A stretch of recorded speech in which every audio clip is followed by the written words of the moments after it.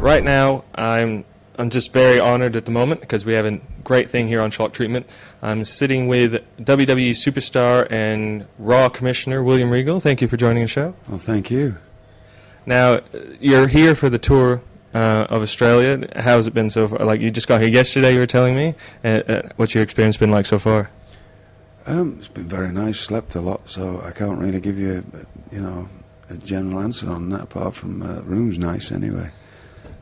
Food's been good. So yeah, we try to be accommodating. Now, I just saw that the game, the WWE SmackDown vs. Raw 2008. It's nice to be immortalized in a game, but what about on screen?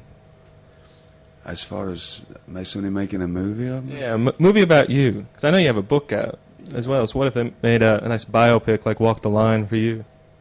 I think it'd make an interesting movie. I mean, I've definitely, I've done a lot more than just.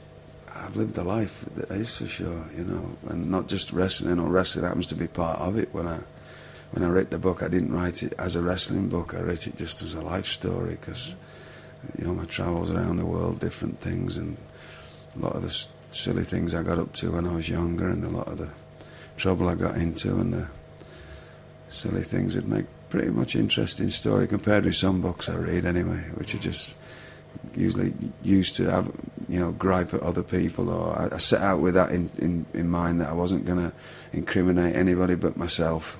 So there could have been a hell of a lot more in it than that, but and I wasn't going to have, knock anybody else or whatever. So, but there was, why not? I don't know who'd play me though. Who could play me? I don't know. Maybe Jude Law. He'd be beefed up, of course. His nose is not big enough. What on the topic of movies, because on Schlock Treatment we love nothing more than a bad movie. The kind of movie that people just kind of go, oh man, is there a movie that you like that people kind of give you a hard time about? I can't think of one that they give me about. If you want some bad movies, the movies I see nowadays, unless there's something I personally want to see or what my children want to see, and some brutal movies. I had to sit through that new Mr. Bean movie the other week, and it was brutal. Absolutely, I'd rather rip my eyelids off and dip my head in hot soapy water than watch that again.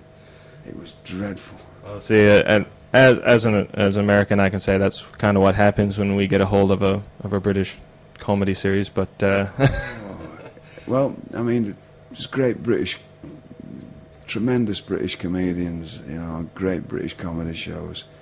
But my goodness, that was just rotten, wasn't it? What else have I seen that's been dreadful lately? I'm trying to think. I usually, it's terrible because my 10-year-old now will say to me, will you take me to see this, Dad? And always, of course I will. And he's got to the point now is, I don't mind if you go to sleep in it, Dad. So it's well, that's comforting. Yeah, at least he knows, it's something to get a rest out of. But oh dear me, some terrible ones. Yeah, well, that was that one as well. What was that thing with the table tennis on Balls of Fury? Yeah. Oh, I haven't seen it, but I've heard. Absolutely diabolical. Rotten. They should be arrested, shouldn't they? Oh. Well, because a lot of the movies we show usually start out with good intentions. For example, there's this Spanish film called Rock and Roll Wrestling Women versus the Aztec Ape. Sounds intriguing. You've got me. You've got me up. If they would have made it today with some CGI, maybe, a mad doctor kidnaps wrestling women to make a race of superwomen.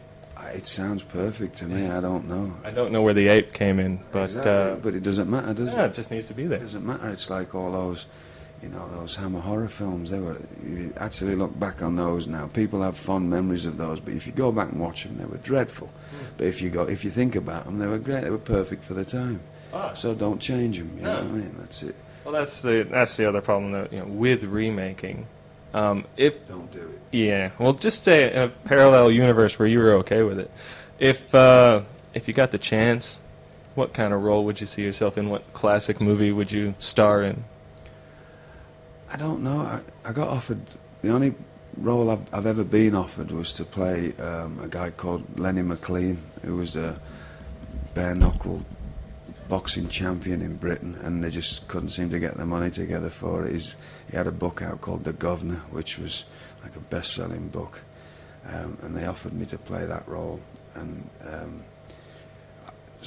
I can't really say, I can do pretty much anything, you know. I'm just a bit campy with my, you know, with my acting, as you probably see on the show, and I'm over the top with anything, and I basically get all that from old British carry-on movies and stuff like that, and all the British comedians, you know, that are my idols, Tommy Cooper's and Sid James was South African, but Sid James and Kenneth Williams and people like that, and Eric Morecambe, and so I'd have a go, you know, I'd have a go at anything like that, really. I'd be quite happy to do anything. I'd give anything a go. I don't know if I'd be able to pull anything off.